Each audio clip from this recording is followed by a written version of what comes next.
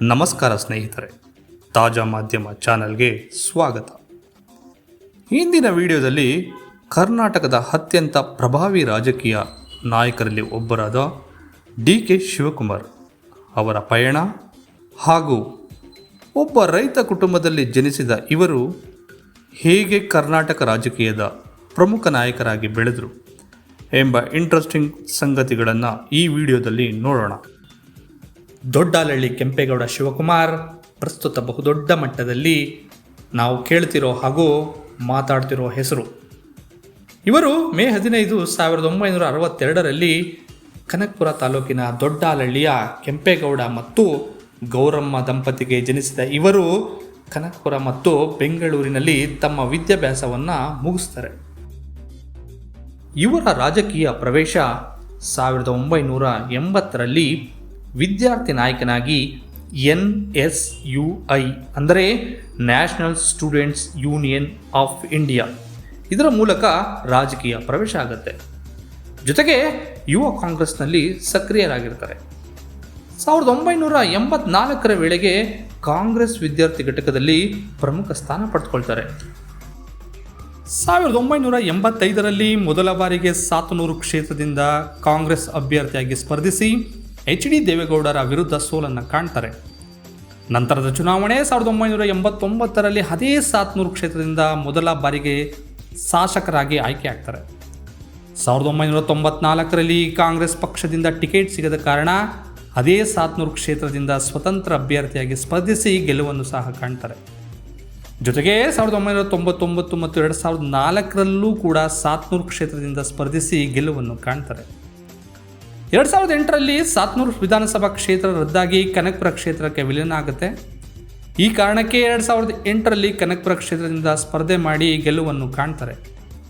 ನಂತರದ 2013, 2018 ಹಾಗೂ 2023ರಲ್ಲೂ ಸಹ ಗೆಲುವನ್ನು ಕಾಣ್ತಾರೆ.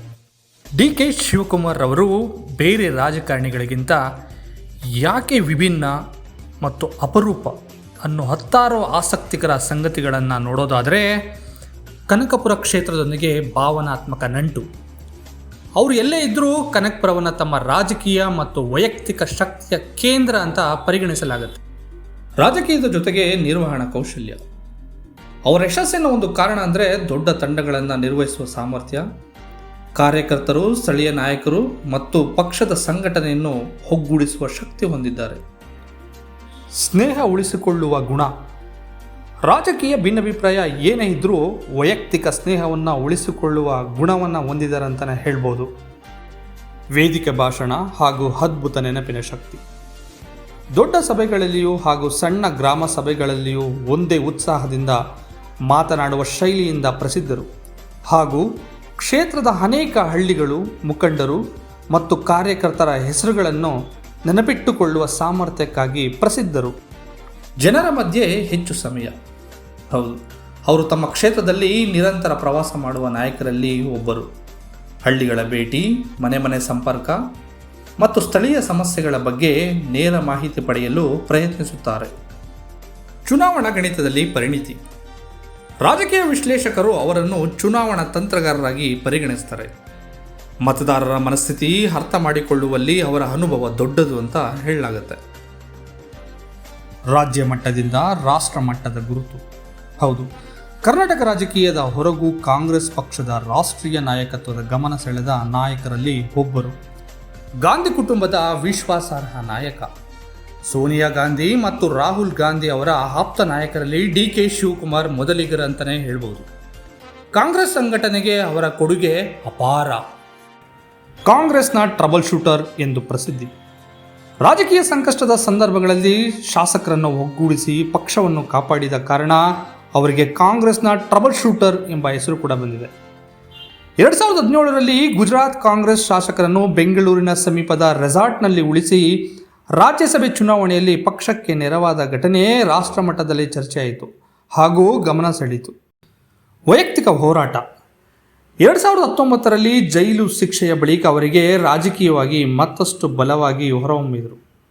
ಆ ಸಮಯದ ನಂತರ ಬೆಳೆಸಿದ ಗಡ್ಡ ಅವರ ಬೆಂಬಲಿಗರ ನಡುವೆ ಹೋರಾಟದ ಸಂಕೇತವಾಗಿ ಪ್ರಸಿದ್ಧಿಯಾಯಿತು.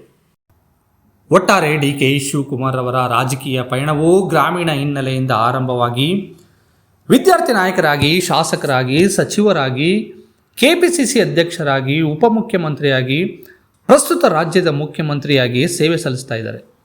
ಜೊತೆಗೆ ಇವರ ಆಳ್ವಿಕೆಯಲ್ಲಿ ನಮ್ಮ ರಾಜ್ಯಕ್ಕೆ ಒಳ್ಳೆಯ ಅಭಿವೃದ್ಧಿ ಕೆಲಸಗಳಾಗಲಿ ಅನ್ನೋದೇ ನಮ್ಮ ಆಶಯ.